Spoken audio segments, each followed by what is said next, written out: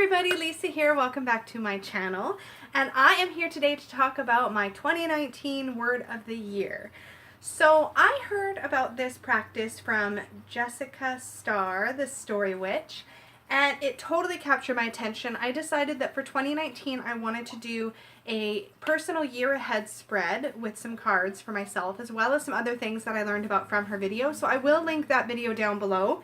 I made it my own, I think, but mostly I took it from her, I think. So I'm kind of not sure. I'm looking at my notes and I don't remember which parts were her and which parts were me, but I think most of it was her, to be honest. So got some really great ideas, and I ended up doing that practice towards the end of November, and it's just really starting to gel and come together for me. So I wanted to share that process with you all in case this is something that you are interested in as we approach 2019.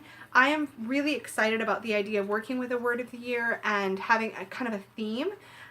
So I just wanted to talk you through what I did and how I arrived at my word and what my process was. So one of the things that Jessica talks about in her video is doing a few things, and from that looking for recurring themes and coming up with your word of the year. So I did a couple things actually. The first thing I did, just to see what would come up, is I went to Benebell Wynn has a website, and on her blog site she has an article, and I will link this down below, about your empowerment word. And it's basically a list of all these words. I can't remember how many there are, and then she says basically go to a random number generator, enter the range of numbers that matches up with the amount of words that she has in the list, and then enter in, like, have it pull or pick a random number, and then that's a word that you can work with. So I thought that was pretty cool. So I did that and came up with the word balance, and I was like, okay. And then another thing I heard about from, I think this was from Jessica Starr's, but I'm not entirely sure, was to find out what your 2019 tarot card of the year is based on numerology. So just like you have a birth card based on calculating your birthday, including your birth year, you can also have a card, a sort of a birth card of the year, by using your month, your day of birth, and that particular year. So I calculated my birth card of 2019 and it came up as temperance, and I'm like, those are some pretty strong sort of balancy themes. And I'm like, okay, word of the year is going to be balance. That's easy, done. And I'm like, no, I want to go a little deeper, and sometimes it's not the word that you think it's going to be. So the next part of my practice was I did, and I think this was at a full moon. It might have been the November full moon. It was either the November full moon or the November new moon, but I think it was the full moon. Don't quote me on that. But I did a full 12 card spread, and for that I actually pulled into my Guardian Tarot.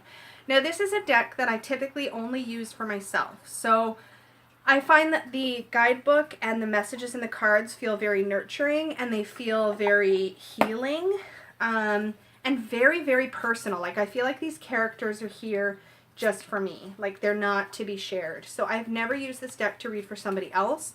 And so it just seemed like the perfect choice. I have edged this deck. It seemed like the perfect choice for my Wheel of the Year, or not my Wheel of the Year, but my year ahead spread.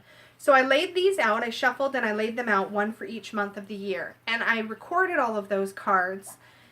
And I also, because I want to be able to focus, like pull the one for each month, throughout 2019 I'll be pulling this deck out and pulling that card that I'm focusing on for the month and putting it on my altar, or on my tarot altar. Like, I have sort of more of a tarot altar, and then I have more of a working altar over there.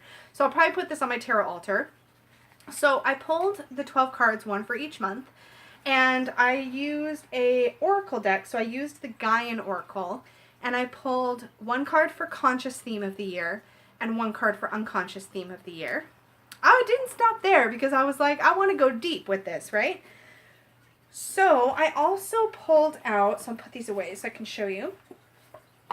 I also pulled out my Goddess deck, which is the Goddess Oracle. So the backings look like this. And I pulled and concentrated, and I pulled a goddess to work with for the year. And the card that came through for that was Nukua, which I thought was really interesting, because when I worked with this deck for a week, this was one of the goddesses that really captured my attention. So I thought that was really cool. Nukua's keyword is order. There's a lot more to her than that. I've done a fair amount of study on her since pulling this card for my Goddess of the Year, and I will be continuing to work with her throughout 2019. I also pulled out my my nature speak, or my animal speak runes by Ted Andrews. These are sort of these little guys. Each one has an animal and a keyword. So I drew an animal energy to work with for the year, and I pulled up chameleon, which is about opportunity.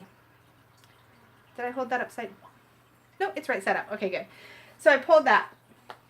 So then what I did was I took like the full guidebook meanings from the Guardian Tarot.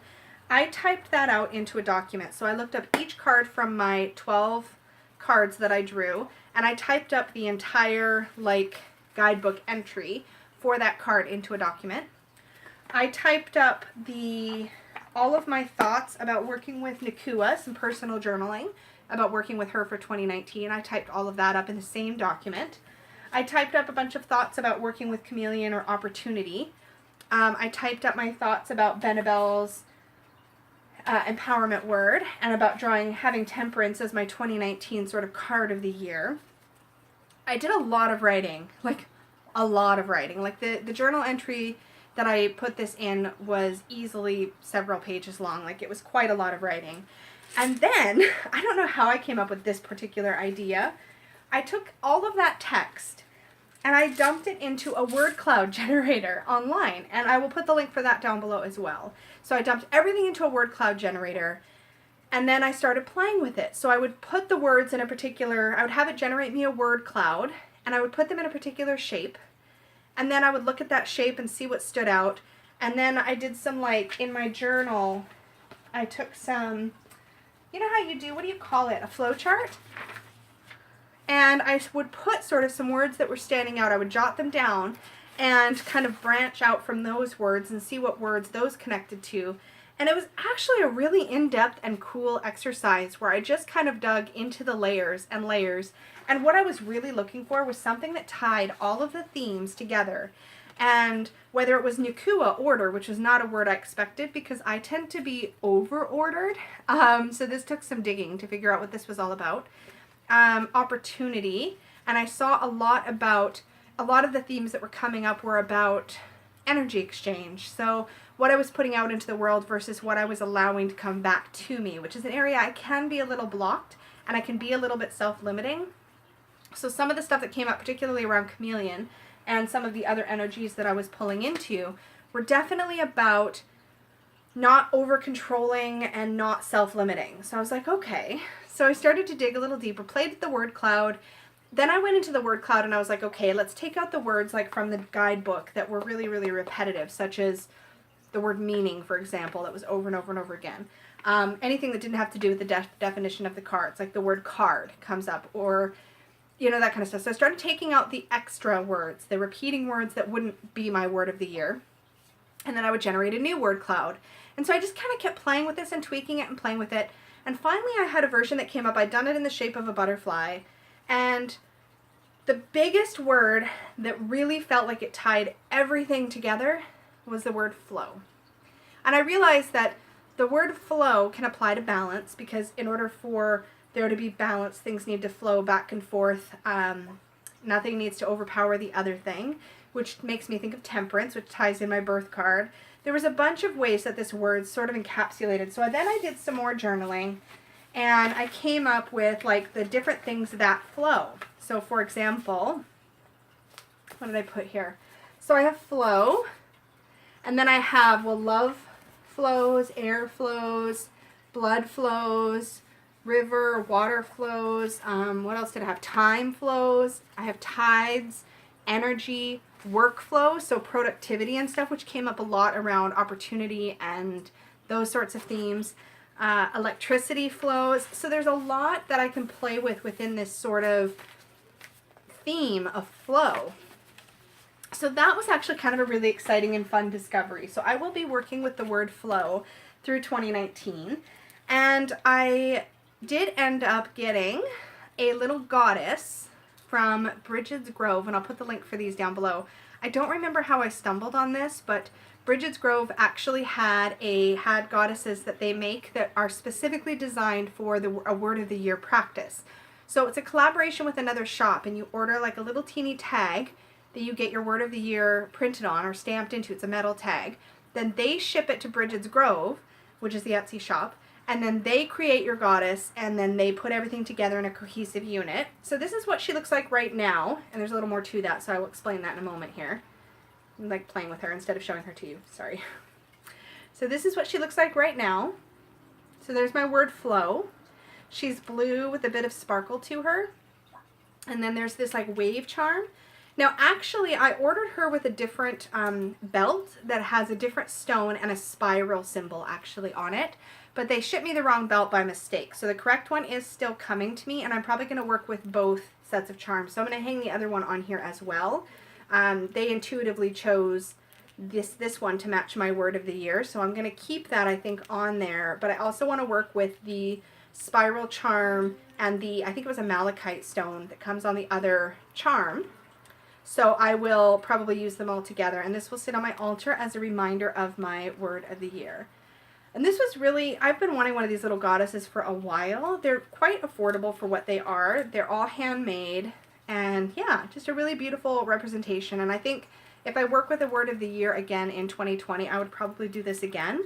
And these two, I think it's Molly, and I can't remember the other person's name in the shop, just wonderful to work with. So this will be on my altar to represent my word of the year. So that is my word of the year practice and like plan for next year. I'm going to be working with the word flow and exploring the idea of putting things out into the world, but also allowing things to come to me, because sometimes I'm really bad at self-limiting again, at sort of walling off that energy. So I really want to keep things moving, and flow is also for me about surrender and allowing and not trying to force things to go a certain way. So just like a river kind of moves us along, to go with the flow a little bit more, to try less to control an outcome and to like let things be as they're going to be.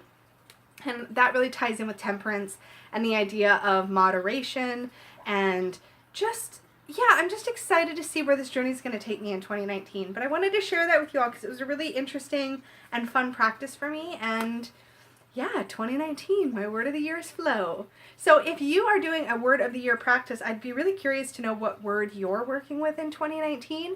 Or if you think this is a good idea and you want to do a word of the year practice, then definitely tell me that too.